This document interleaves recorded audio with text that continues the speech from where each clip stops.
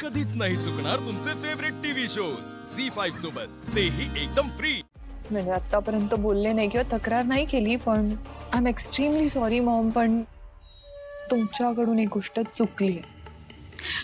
अच्छा, सारंगला त्या पोरीच्या इथे जायला मी परमिशन दिली ते माझं चुकलंय असं तुझं म्हणणं आहे? Yes Maugham.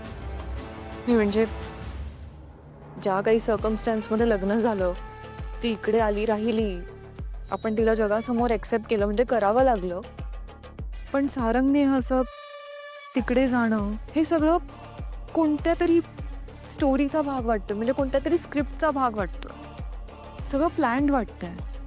आणि या सगळ्यात मला असं वाटतं ती सारंगवर जादू करू शकते, म्हणजे करूच शकते ना. बरोबर आहे तुझं, अगदी बरोबर आहे. पण सारंग तिथे कशासाठी गेलाय? त्यामागे काहीतरी कारण आहे, त्याचा काहीतरी हेतू आहे आणि तो माझ्याशी याबद्दल बोलला आहे. कसं आहे ना, त्या लोकांनी ना काही गोष्टी आपल्या डोळ्यासमोर आणण्याचा प्रयत्न केला, पण काही अशा गोष्टी आहेत ज्या आपल्यापासून लपवून ठेवल्या आहेत. आणि सारंग तेच शोधायला गेलाय.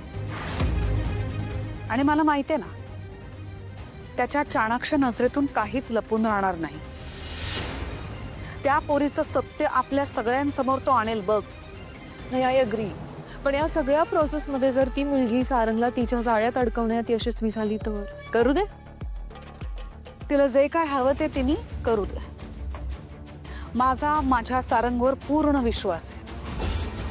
तो घेईल काळजी, आणि जे काय करायला गेलाय ते पूर्ण करूनच येईल, बघशील तू.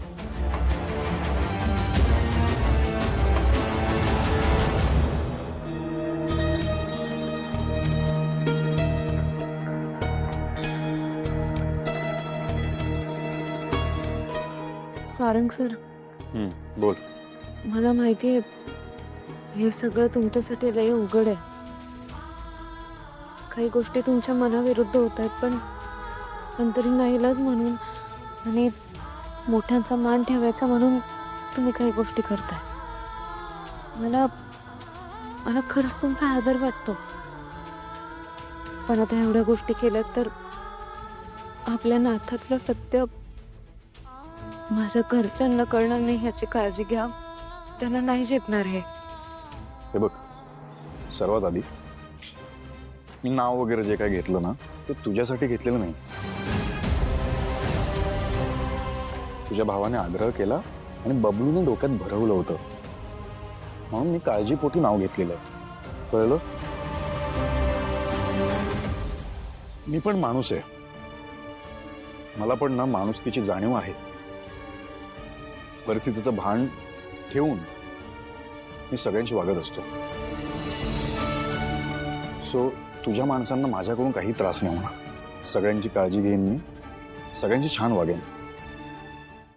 झी5 ॲप डाउनलोड करा आणि पहा सर्व एपिसोड्स एकदम फ्री.